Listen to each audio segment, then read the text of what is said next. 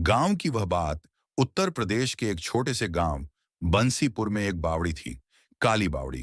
कहते हैं वहां कोई रात में गया तो वापस नहीं आया। दिन में तो लोग वहां कपड़े धोने जाते थे, लेकिन शाम ढलते ही वह इलाका वीरान हो जाता। गांव में पप्पू यादव नाम का एक युवक था।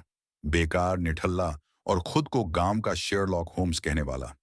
गांव वाले उसे पप्पू जासूस कहकर चिढ़ाते थे। उसे लगता था कि गांव में होने वाली हर गड़बड़ी में कोई बड़ी साजिश छुपी होती है, जबकि ज्यादातर बार यह सब उसकी कल्पना होती। भाग 2। घटना की शुरुआत। एक दिन गांव में खबर फैली कि भोलू चाचा की भैंस रात के समय काली बावड़ी के पास से गायब हो गई। गांव में अफवाहें फैलने लगीं। काली बावड़ी की चुड़ैल ने उठा ली होगी। वहां जिन्न रहता है, रात को जानवर खा जाता है।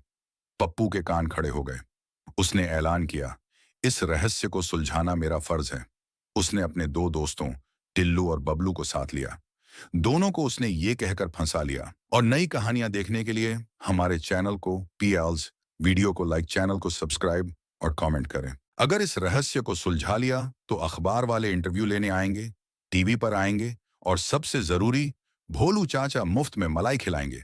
जांच शुरू। तीनों रात 11 बजे टॉर्च लेकर काली बावड़ी की ओर निकले। पप्पू ने अपनी जासूसी डायरी में नोट किया, 11:15। बावड़ी के पास अजीब सी आवाज सुनी। 11:17। टिल्लू की पैंट भीग गई। डर के मारे नहीं, बावड़ी में फिसल गया था। पर तभी बावड़ी के पास कुछ सरसराहट हुई। सब चुप हो गए। एक परछाई सी दिखी जो झाड़ियों में गायब हो गई। पप्पू ने कहा, दोस्तों, ये कोई आत्मा नहीं, ये इंसान है और ये काम किसी गांव वाले का है। टिल्लू बोला, पर इतनी रात को कौन आएगा यहां? बबलू ने डरते डरते पूछा, कहीं भैंस चुरा कर कोई दूध की दुकान न खोल रहा हो। पप्पू ने गंभीरता से कहा, अगली रात हम जाल बिछाएंगे। जाल और जलेबी। अगले दिन पप्पू ने जलेबी और पुरानी रस्सी से जाल बनाया। योजना थी, जैसे ही कोई भैंस के पास आए, जलेबी खींचेगा और रस्सी फंस जाएगी। टिल्लू बोला, जलेबी से कौन फंसेगा? पप्पू ने आंखें तरेरी। जिसे भूख लगी हो वही असली चोर होगा, और गांव में सबसे ज्यादा भूख अपराधी को ही लगती है। रात को वे छुप गए। 1 घंटा बीता, 2 घंटे बीते। तभी एक आदमी दिखा, कंबल ओढ़े, सीधा भैंस की तरफ बढ़ता हुआ। जैसे ही उसने भैंस की रस्सी खोली, पप्पू ने जलेबी खींची, रस्सी खींची और आदमी धड़ाम से गिरा। बबलू चिल्लाया, चुड़ैल पकड़ी गई। पर जब पास जाकर देखा तो वो कोई चुड़ैल नहीं, बल्कि खुद हरिया हलवाई था।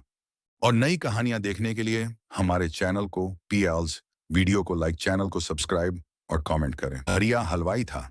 खुला राज हरिया हलवाई ने कबूल किया, भैया दुकान नहीं चल रही थी।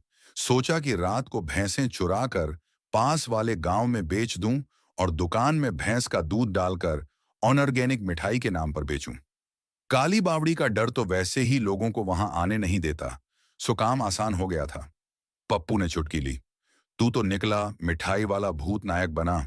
पप्पू अगली सुबह गांव में पप्पू हीरो बन गया।